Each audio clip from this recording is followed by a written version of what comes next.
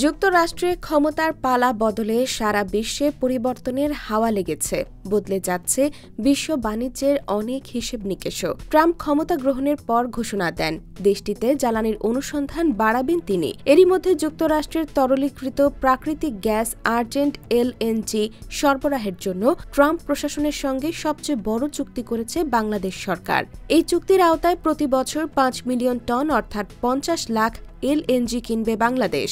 ঢাকার সঙ্গে আর্জেন্ট এলএনজির চুক্তি প্রমাণ করছে ট্রাম্প প্রশাসনের ওপর এই খাত সংশ্লিষ্টদের আস্থা রয়েছে। শুক্রবার এক বিবৃতিতে তথ্য জানিয়েছে যুক্তরাষ্ট্রের লুইজিয়ানা ভিত্তিক আর্জেন্ট এলএনজি কোম্পানি।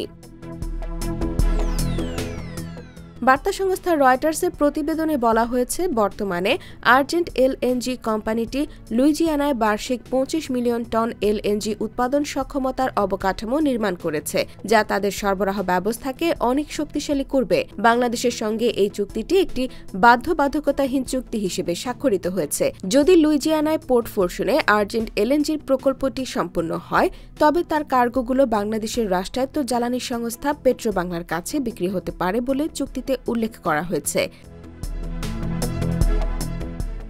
এতে বলা হয়েছে, ডোনাল্ড ট্রাম্প প্রেসিডেন্ট হিসেবে শপথ নেওয়ার পর চুক্তিটি যুক্তরাষ্ট্রের প্রথম বড় এলএনজি সরবরাহ চুক্তি। শিল্প বিশেষজ্ঞরা মনে করছেন, এটি নতুন প্রশাসনের জ্বালানি বান্ধব নীতির প্রতি আস্থার প্রতিফলন। ক্ষমতা গ্রহণের পর থেকে ডোনাল্ড ট্রাম্প বেশ কয়েকটি নির্বাহী আদেশ দিয়েছেন। এসব পদক্ষেপের মধ্যে যুক্তরাষ্ট্রের জ্বালানি বিভাগের এমন লাইসেন্স স্থগিতাদেশ প্রত্যাহার করাও অন্তর্ভুক্ত। ফলে সেই দেশগুলোতে সুপার কোল্ড গ্যাস রপ্তানিতে যুক্তরাষ্ট্রকে অনুমতি দেয়। সেসব দেশের সঙ্গে দেশটির মুক্ত বাণিজ্য চুক্তি নেই।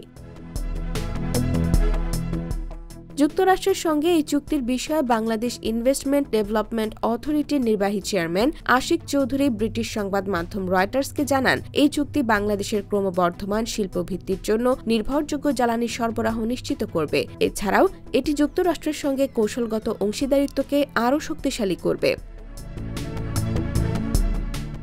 ২০২৪ সালের জানুয়ারিতে এলএনজি সরবরাহে বাংলাদেশ ১৫ বছরের জন্য চুক্তিবদ্ধ হয় কাতার এনার্জি ও যুক্তরাষ্ট্র ভিত্তিক এক্সিলারেট এনার্জির সঙ্গে। চুক্তির আওতায় তারা বাংলাদেশে বছরে ১ মিলিয়ন বা ১০ লাখ টন এলএনজি সরবরাহ করবে। ২০২৬ সালের জানুয়ারি থেকে এই এলএনজি সরবরাহ করার কথা রয়েছে।